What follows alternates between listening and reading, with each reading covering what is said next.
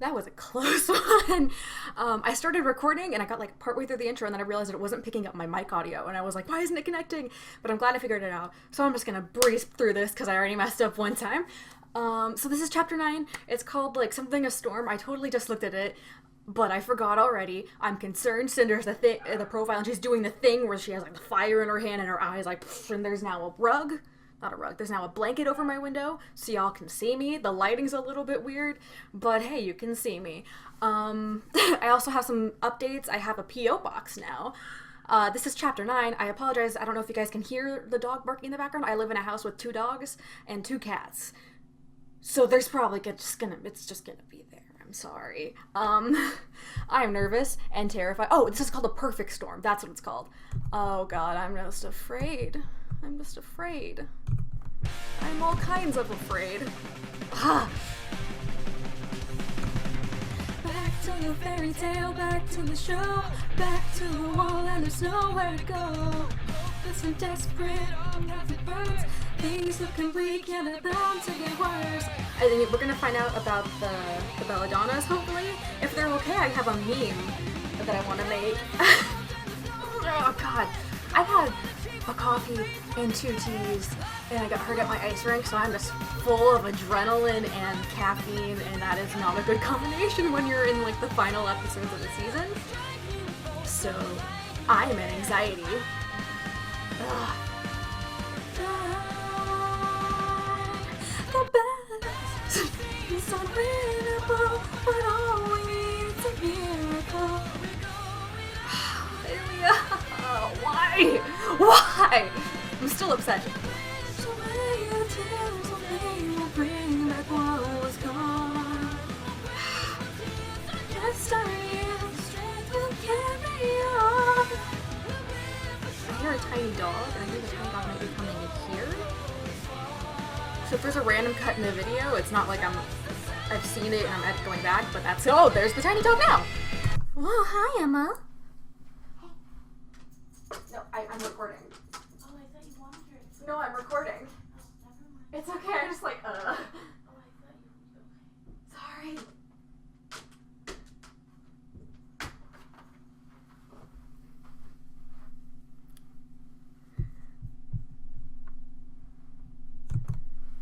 Fixed it. There we go. Okay, let's get back to this, and I can make sure to like stand where you guys can see me because I'm not used to where the video is now. Ooh, okay, we're back here. Edgily sharpened sword. Oh, I love that there's more detail on her. Raven, we have a problem. What is it? Salem's found us. Salem. Okay. 4 of her followers are waiting to speak with you. Right. Do I have I to? planned for this. Bring me my helmet. Ooh. These bitches. If it's not the asshole brigade. I don't recall inviting so many guests into our home. Either I'm losing my memory, or you've all lost your spines. Don't be too upset with them, Raven. Your men simply recognize the power of a maiden when they see it. Ah, you bitch. Which is why we'd like to have a word with you. Leave us. Pack your things, then break down camp. We're moving. A little late to run and hide. Don't You've be been a on our hoe. master's list for some time, so you must understand that we cannot allow you to slip away. I know all about your master, but I don't believe we've met. We're the guys you should be afraid of. I You're a doubt tool. anyone should be afraid of you. Oh yeah? Tell that to... Quiet. Your daughter probably was the rest of that sentence. That's what I thought. I'm Cinder. This is my associate, Arthur Watts. And my disciples, Emerald and Mercury. 2 children you've tricked into following you. A Savage. disgraced Atlesian scientist, and a fall maiden with a surname so appropriate she probably picked it herself. Something tells me Called you've got out. more than a slight case of egomania. Ooh. Is that about right? Technically, I was also a doctor, but I must say the rest was spot on. Aren't you perceptive? It's what's kept me alive. I'm afraid the only reason you're still alive is because you have something our master wants. Mm-hmm. Of course, if I'm wrong. Vernal! Vernal. What was Vernal? Wreck her shit! Wreck her shit!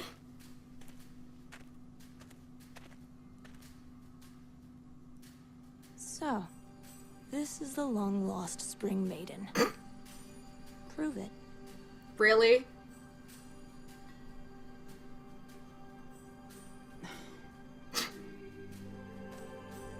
What you gonna do?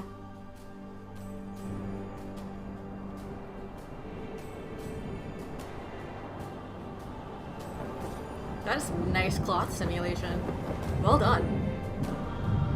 Are we gonna get a thunderstorm? Yeet! Raven's just like, are you satisfied yet? Okay, you can wipe that shit-eating grin off your face. What if you just zapped them right now?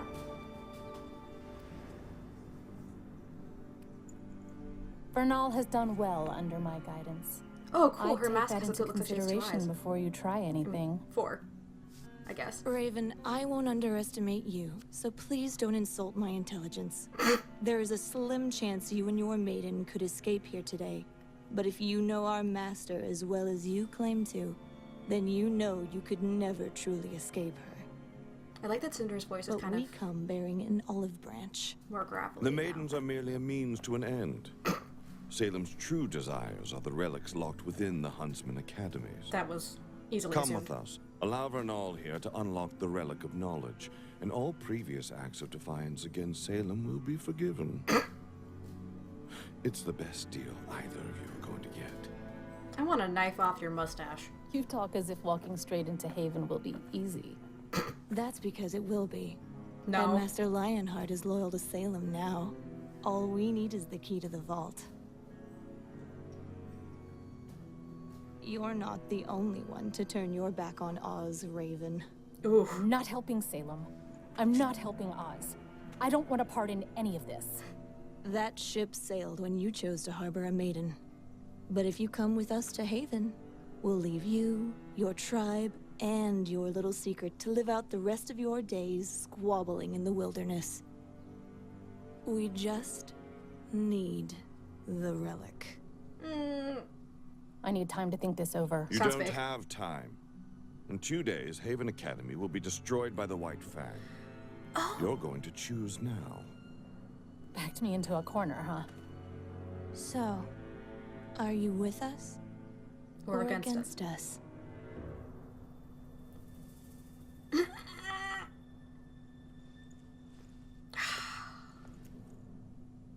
Agreements like these are built on trust. And forgive me for saying, but I don't trust a single one of you. You're going to need to give me more. Oh, they have the hair shadow. You are in a poor position to negotiate. I want my brother dead. Oh. Crow? That's right. He knows I have Spring. And if I help you get your relic, he's going to become a problem. I have enough problems to deal with. Crow doesn't trust me, but he does trust Ozpin's other lieutenants. If Leo really is loyal to you, then you can order him to invite Crow right into an ambush. He arrives at Haven, we take him down, you get your relic, and we all leave happy. Now this is a proposition I can get behind. All right, ladies, let's pause for a moment. There's always that one bitch in the We group have who's not down for one murder. objective. Retrieving the Relic of Knowledge. Now, Crow Bronwyn may be on our list of individuals we would very much like dead, but he's not going to go down without a fight, and he's not going to fight quietly. Our advantage here is just as you said. We walk straight into Haven, no resistance, no one the wiser. A battle with your brother throws that all out the window. He's good, but not that good. All of us against him, it'll be over in a heartbeat. But it's not just him. He has the students with him. He has RWBY. Ooh. He certainly does. If we leave that school a bloody mess, it will draw the attention of the authorities. The kingdom will be on high alert, and the White Fang's attack will be ruined. The kingdom's Then already we kind of on wait. high alert. We wait until the full moon. Leo invites Crow and his little fighters to Haven the same night Hazel and Adam arrive with the White Fang. As soon as the battle is won, the White Fang demolishes Haven, and any evidence we may have left behind is lost along with the school. Then Salem leaves my people alone. For good. You have yourself a deal. Wait. Don't think I don't see what you're after. Me too, Cinder. If this falls to pieces over your grudge with a child, I will not be taking the blame. Caught off. Then what are you worried about?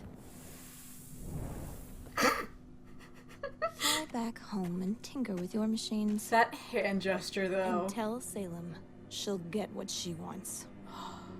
And more. Raven, you hoe.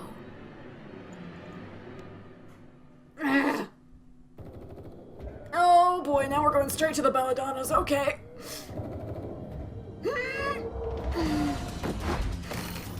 The amount of people who wanted to fuck that man after he took off his armor. Also, just the moment that he was the one who told Blake to put on more armor, is it also a gun?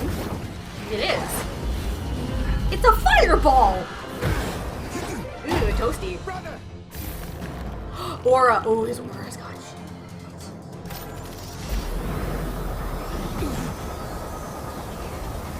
Oh, no. Yes! Gunchucks, gunchucks, gunchucks, please. Gunchucks. Rip the cloak. Hey man, look, it's Felix from Red vs. Blue. Okay, that's just rude. You aren't allowed to fire a tornado this shit. Come on! Hurry!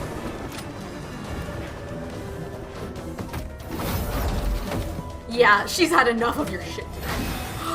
Nice! She kept the trick! She learned the trick! Dad, where's Mom? I'm not sure. I got ambushed right away. Once we take down Corsic and Finnick. No, go now. But You keep assuring me your friend isn't a complete waste of space. Let's see him prove it. We got this, Blake. I've wanted to sock these creeps since the day we met.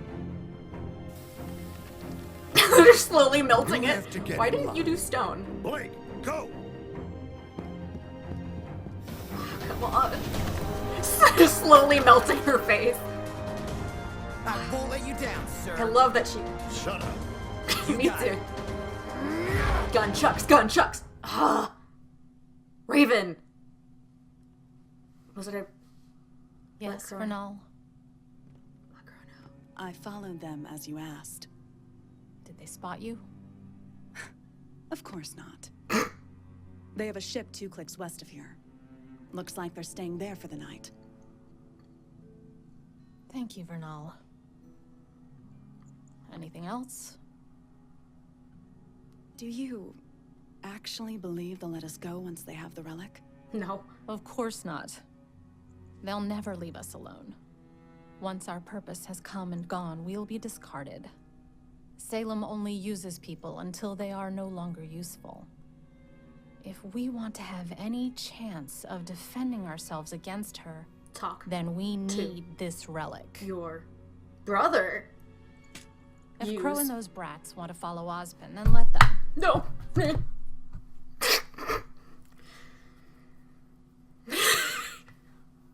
Oopsies. When the chaos reaches its peak, we'll grab the relic and make our escape. And the fact that your daughter will be a part of all that? Doesn't matter. Yes, I it warned does. her. She made her choice. Yeah, you're still better though. This path won't be easy for us either, but we must do what's right for the tribe. I know. It's the whole I'll do reason. whatever it takes. Good. That's not good, Raven. You are a bitch. Oh, she's gonna do something that she's gonna regret. Crow, please be Crow. Please be Crow. Please, for the love of God, let that be Crow. Nope. can he also talk Hey, to birds? Crow? The bushy boy. Oz needs to talk to you.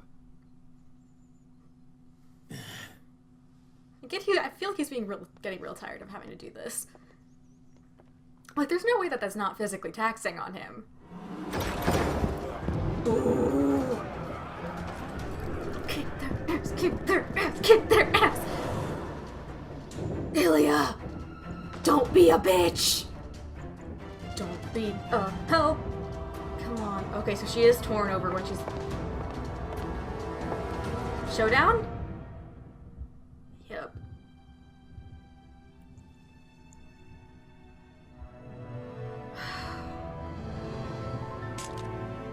She let her make the move.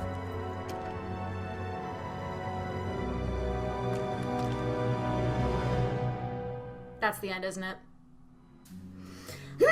Oh, God.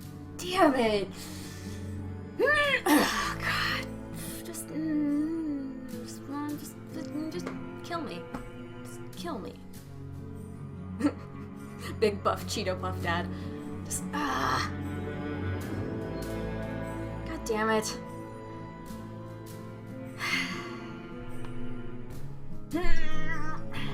Okay, that is a cool weapon, I will admit. It's very cool. It's very nice. But...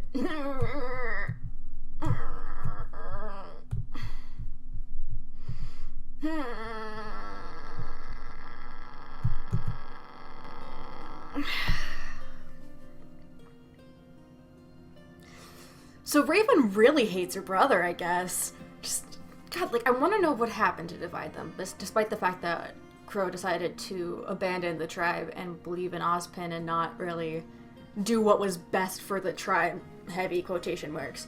But...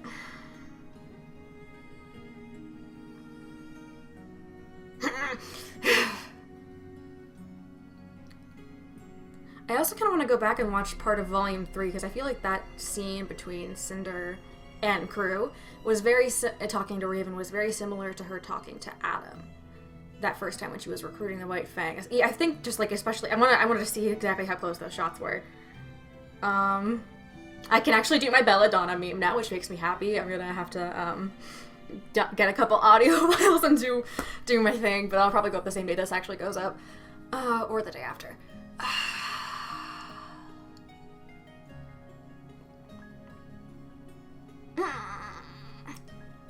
I really want Collie to be okay, because I love Collie. Also, apparently Carrie was like, people who want to see the gunchucks, and it was the gif of the guy going, so we're gonna see some gunchucks, which makes me happy. I'm always down for fight animation, as y'all know, so I'm ready to see that. The gunchucks are very fun to follow. I love how Blake's dad doesn't even have, are his fingers also guns? No. He just has claws. He is an angry kitty cat. But, God, the number of people who wanted to fuck that man, Jesus, was like, rips off shirt. Half the people were like, wasn't he the one who told Blake to put on more armor, yet he ripped off what little armor he had?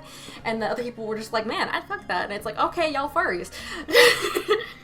But, the Blake and Ilya showdown, it was probably gonna happen. It probably was really gonna happen. I had a feeling it was gonna happen, but that doesn't mean I didn't want it to happen. And Ilya had to wait, and she was like, you could see she was kind of like, setting herself up for it, just like, I don't want to do this, but I have to do this. Like, it doesn't matter what the cost is to herself.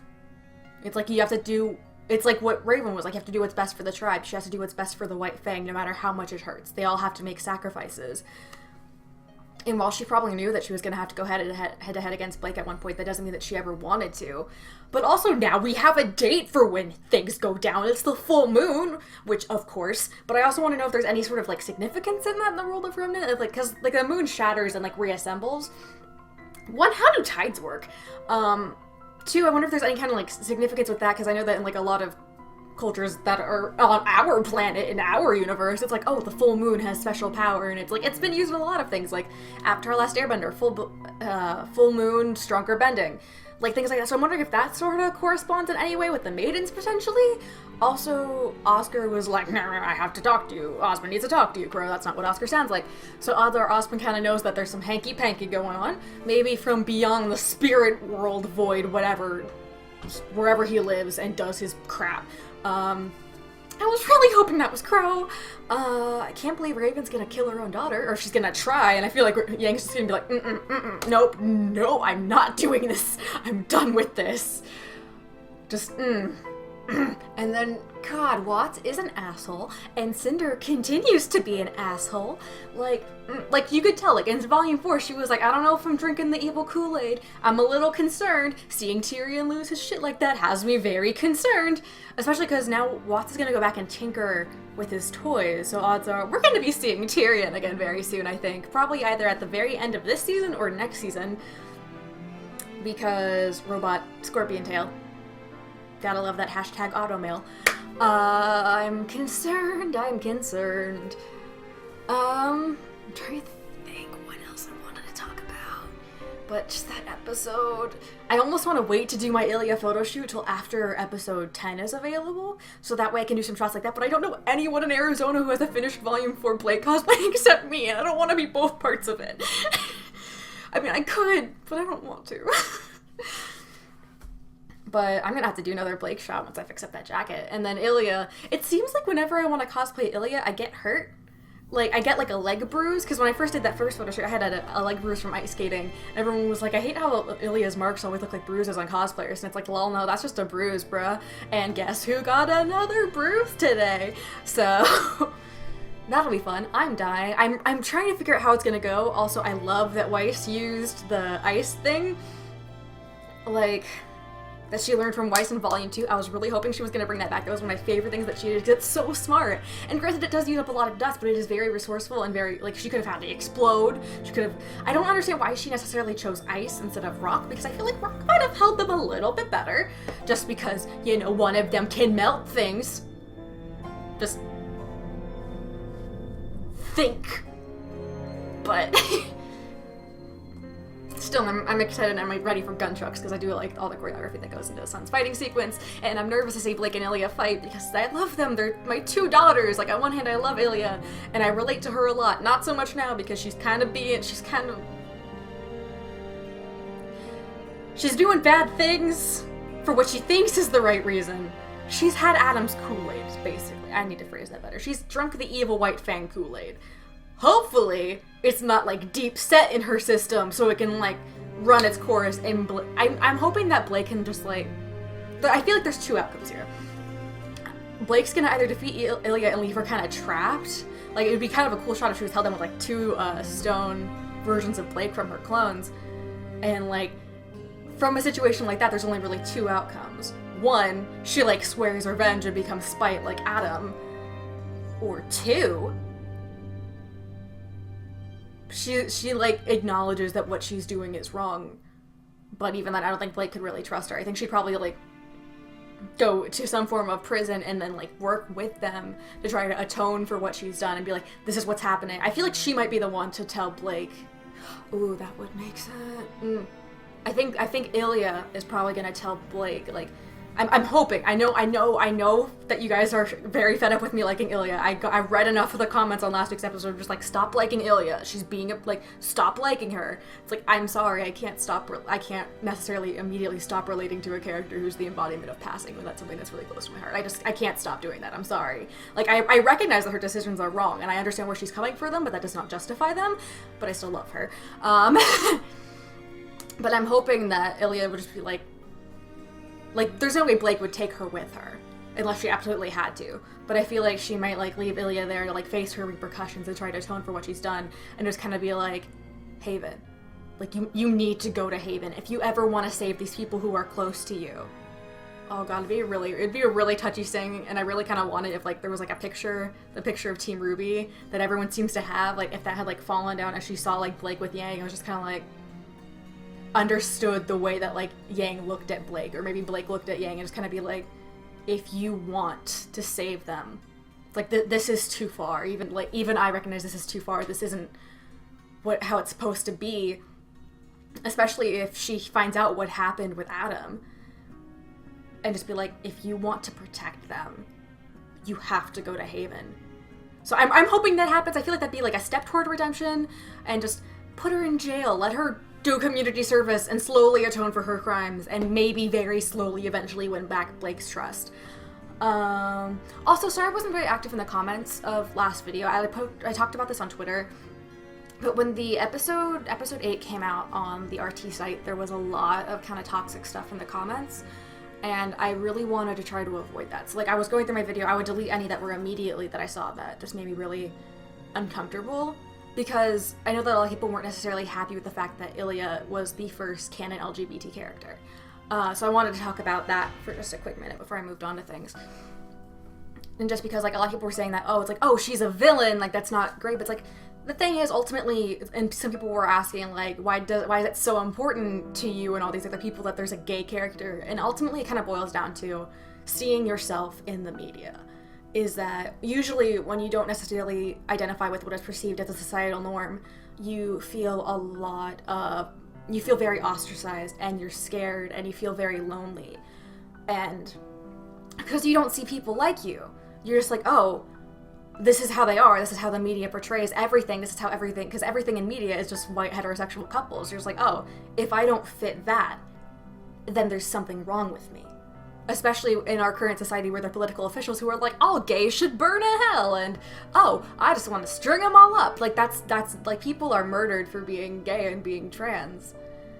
So like, hearing that kind of talk and never seeing yourself represented is very harmful, and it can lead to a feeling of feeling very broken and really harmful emotions. Like, I'm pretty open about this, especially I've been really open about this, especially since Ilya came out, but like, I identify as I'm bi, and I remember before I figured that out, because I had never seen anything like it, all I knew was that I didn't even realize that like a guy could like another guy, or a girl could like another girl, that was even like a thing. And I remember I had a lot of internalized homophobia just because of the way that I've been raised, everything that I've been surrounded with in media. And so seeing characters, even if they're not like having that stereotypical gay best friend, is ultimately a harmful stereotype, because it's like, oh, I'll never be a protagonist in anything, I'll just be a one-off side character who is two-dimensional. It boils you down to just that identity. Which is why part of why I was so excited when Ilya was admitted her feelings toward Blake, because this was a complex character. This was a complex character who embodied passing in ways that like, oh, like you can be around this discrimination and hear it and be affected by it, but not necessarily be the victim. Like, I can't phrase it well, but I'm not great with phrasing right now, but just like, you can be part of a group and not be perceived as that part of the group, and thus hear all the hate towards them. And it just like this feeling of not having a place, and that's something very closely associated with being in the LGBT community. So I really related to that, and that's part of why I really liked Ilya, and I really like that she is this complex character who embodies this issue, and that's even something that Blake has even embodied. Like, that's why I really loved her, is that the White Fang and the Faunus was like a combination of LGBT and civil rights, just general civil rights movements, because it's like people saw them as lesser, as animals, as less than human, and it was like some people, if they could, they would try to pass off as being straight or being white. And like, there's a lot of hate, especially I've noticed in the LGBT community. It's like, oh, well, if you're bi, you're just pretending to like girls for attention, and it's like, no. And it's that kind of double standard in that, where it's like, it's like you can't be part of both. You have to pick one, and that's something that Blake has kind of always dealt with, because she's always like black and white. But no, things are a gray area ultimately, and so having Ilya, who is a character who has spent her life in that gray area, but is slowly going over towards the dark side, to use Star Wars words, it's just, I don't know. I personally did not find it offensive. And I was actually very glad with that representation. I hope that we can get more in the future. And I think that might have been the character that Monty was saying, that he had at least one character that was like, specifically like down to the core was like, this character is LGBT. And I think that might have been Ilya. But I'm glad that they had it. Like, even though she was a villain, like, you see so many characters who are like a lot of time, like, especially in like the 1960s, like with Dune, the main antagonist of Dune was a homosexual obese man who would kidnap children and sexually harass and assault them. And like that's a bad stereotype, because there was that led to the lingering stereotype of, oh, all gay people are predators, which is not true. And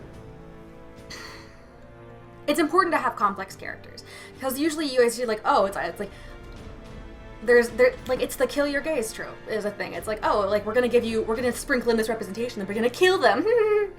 And it's like that way you can get people to shut up about not having enough representation, but you don't have to keep up with it, because people don't often see past like, oh, well, it's like character traits, gay. They don't, you ever put anything else. It was nice that with Ilya, it wasn't like that. She was a fully developed character, and then it was like, oh, and by the way, which I really much enjoyed. But anyway, that's the end of me talking about that. I remember a lot of people I had to get rid of a lot of comments, which was not fun, especially because like I'm someone who's dealt with a lot of that. I've had slurs shouted at me on the street when I was dating my girlfriend back in high school. Walking back from a convention, we had people yelling certain homosexual slurs at us out the window. And in Arizona, it's not an easy thing to live with, and it's very hurtful. So please do me a favor, if you see any of that in the comments about anything with Ilya, or especially in the last chapter, please flag it, delete it if you can, or just let me know about it so I can take care of it, because it's absolutely unacceptable that anyone should be seen as less than who they are. Like, it's like, oh yeah, they're people. It doesn't matter. Anyway, unrelated note, besides my cat here being cute, after that heavy conversation that I was not expecting to have with this video, I have a P.O. box, and I'm going to make a separate video about this. I actually just opened it up today. I'm a little bit late recording this than I wanted to, because I actually had to open it. So I'm going to have it in the description below, but it's not like a huge one, because P.O. boxes are kind of expensive, which was surprising. But, so basically, I think I just... I'll just put it in the description, because I'm not entirely sure how it works, honestly. I don't know if it's like my name and then the P.O. box, which in that case just like send it to Arryn Troche, which is ARRYN space TROCHE, P.O. Box 9985, Phoenix, Arizona 85068. And this is like a relatively small P.O. box, because again, they were crazy expensive. It's like this big, I think. So if there's anything that, like, I know someone was sending me like a figurine of like Halo Master Chief, forgot the name, which is sad because I played that game my whole life. But like someone sending me a Master Chief thing, someone talked about sending a camera, in which case you just need to address it at the same name, but at I'll just put it in the description below. So that'll be added on to all of my videos now. I'll also make a separate video about it.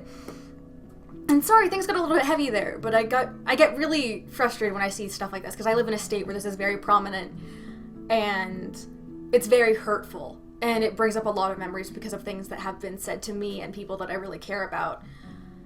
So I'm sorry if that got really heavy, but I will defend Ilya Amitola. Like, she's not doing the right thing. I'm completely aware of that. She's not doing the right thing. She's doing a very bad thing. But like, that doesn't necessarily, like, I'm just gonna stop. I'm kind of digging myself a hole. Hope you enjoyed my cat showing up. Let me know if the blanket thing worked, because I don't know when my new curtains are gonna get here.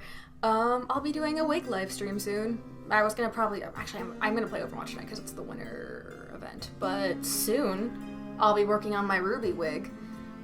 So I will see you guys next week, and let me know, what do you think of this new Cinder, which I love what Jessica Negri is doing, and making her voice a little bit more gravelly with Cinder, because, like, Cinder couldn't talk, and now she can talk, but, like, there was clearly some damage done to her vocal cords. Also, it's funny that Emerald is so concerned, because, like, she was talking to Cinder in the first one, like, we don't need him, and she got slapped by Cinder because she suggested that they didn't need Mercury. And then now she's like, but the girl. And honestly, I think it was kind of, she may get in trouble for that later, because she was kind of speaking out of turn. Also, it's probably a very good thing that Mercury was like, ask your, and then she got stopped, because it was going to be like, ask your daughter. Everyone was going to be like, listen, little bitch. I'm still pissed that Raven does not give that much of, like, I understand, she wasn't there to raise Yang. But she did watch her and know when to go when she was in trouble. So she should have at least some iota of